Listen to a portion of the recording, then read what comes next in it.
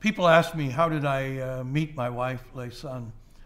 The story goes something like this. I was in Duc Ton district in 1970 doing helicopter operations with the 7th to the 1st Air Cavalry.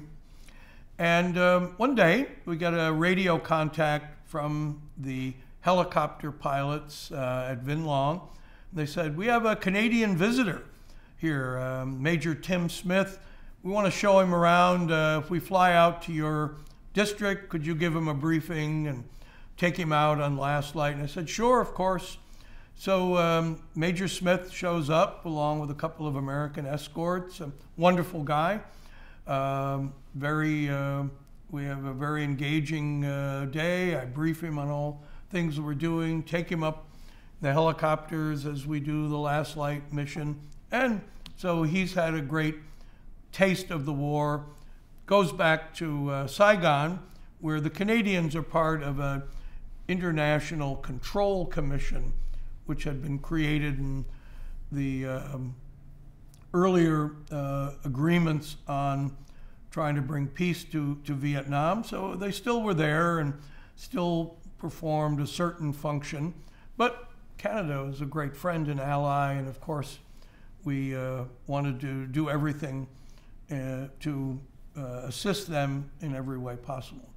So a few months later, Saturday afternoon, I get another call on the radio from Vinh Long.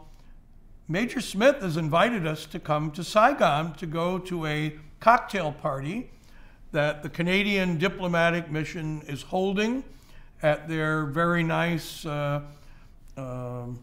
facility and wonderful residence there in Saigon. And want to go along? We'll come and land. He mentioned you, and so it's been a hard week, and I'm not sure. I was a little tired, looking forward to maybe having a day off. But then I thought, bright lights, big city. I haven't been in Saigon in a while.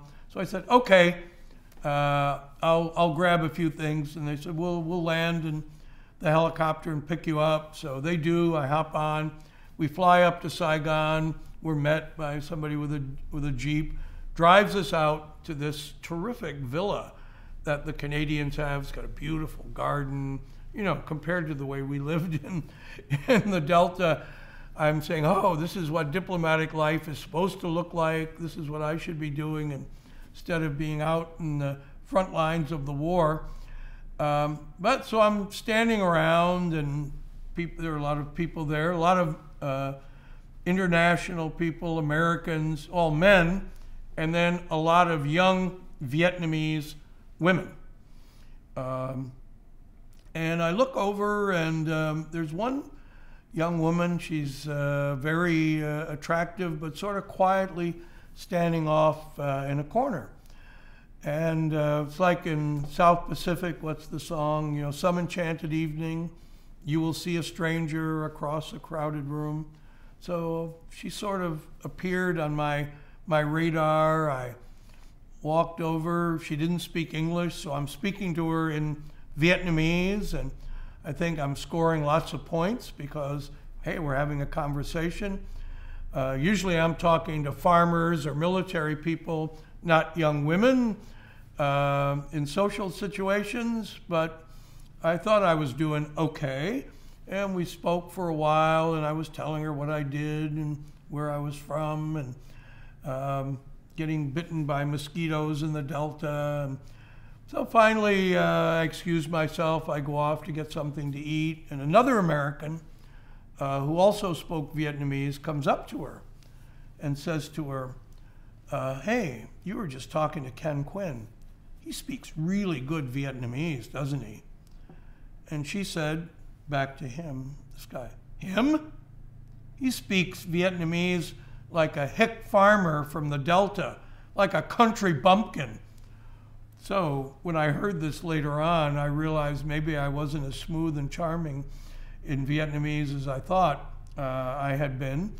But I was smitten, and a few months later, when I moved up to Saigon, I renewed interest in her, and wanted to find her and see if I could maybe get to know her a little bit better and see where things went from there. Well, where things went from there is an interesting story.